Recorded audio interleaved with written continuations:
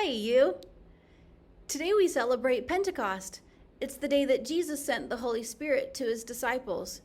You see, before he ascended into heaven, he promised his disciples that he would send them a helper, an advocate, a comforter, someone to be with them while he was up in heaven. And the day of Pentecost came, and the Holy Spirit arrived, and it was way more than they could imagine. So today, before I tell you the story of Pentecost, I'm going to show you a little bit about what the Holy Spirit is like for us. He's a helper, an advocate, someone who stands up for us, like this. Your Honor, on behalf of my client, I request that you please consider their rights as a child. He's also a counselor, a teacher, someone who teaches and guides us, like this. All right. Listen now, friend. By the power of me, you know what to do. Do what is right. The Holy Spirit is also a comforter. So comforting. Like this. Come here, little one. It's okay. I've got you. After Jesus was crucified and rose again, he appeared to his disciples over many days, but before he left and ascended into heaven, he commissioned them to go out and spread the good news about him, but he also made a promise that he would send a helper for them, a helper called the Holy Spirit. He ascended into heaven with that promise, and sure enough, days later, as the disciples were gathered in the upper room in Jerusalem, the Holy Spirit descended on them.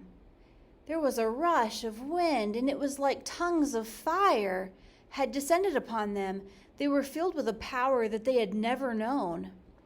In fact, when the Holy Spirit came upon them, they began to speak in other languages, and they spoke so loudly in so many different languages that people who were visiting Jerusalem from all around the world, they couldn't believe it.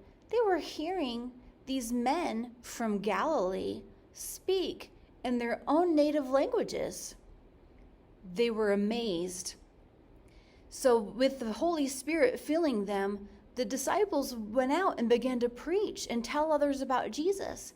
And because the Spirit was guiding them, they brought great numbers of people to believe in Jesus.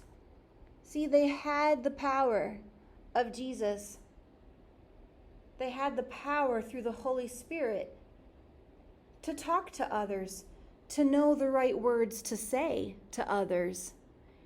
Because just like Jesus promised, the Holy Spirit is a guide, a helper, a teacher, a comforter, someone we can rely on, who is with us always, giving us power, because we can't teach or bring others to Jesus in our own power, but the Holy Spirit, who descends on us, gives us that power. Your challenge today is to learn how to say hello in another language. And as a comfort to the rest of us, like the Holy Spirit comforts us, I want you to share you saying hello in another language with the rest of us.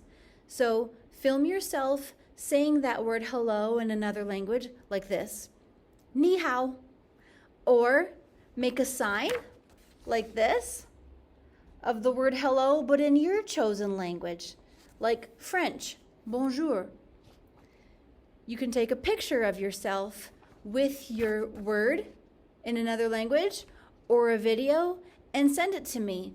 And then I'll make a video of all of us saying hello in another language to share. I hope you send a picture or a video so that we can all see each other and comfort one another by saying hello. And as an extra challenge, you might even add, I love you. Shalom.